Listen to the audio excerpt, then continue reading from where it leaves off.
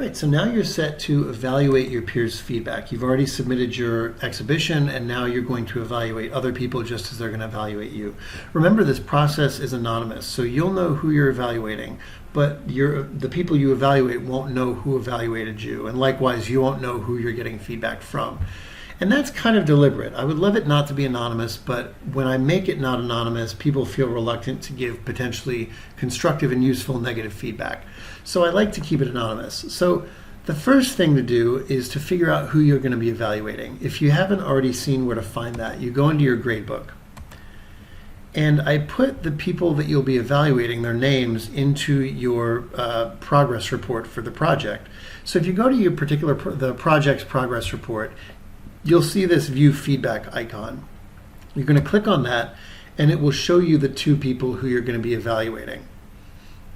Once you have found that information, and if you haven't, obviously contact me and I can give it to you. Now you're going to go back to the folder where the evaluations or where the exhibitions are. So let's go into the exhibition folder. And in order to evaluate the projects, what I would like you to do is use this rubric as kind of a guideline. It's a fairly general rubric. It asks questions like, what is the quality of the artifacts? In your opinion, is this project substantial enough to justify the time frame? And in your view, what is the quality of the exhibitions and the presentations? Stuff like that.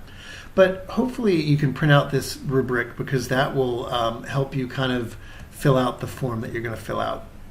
So then, of course, you're going to go into the Project 1 exhibitions, you're going to find their project, you're going to look at it with that rubric, and then you're going to fill out the project peer evaluation form.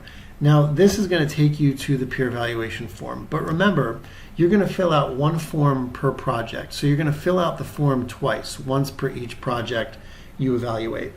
So look at the project using the rubric, kind of evaluate it, give your thoughts on it, and then fill out the peer evaluation form for that particular project, and then go and do the second project again.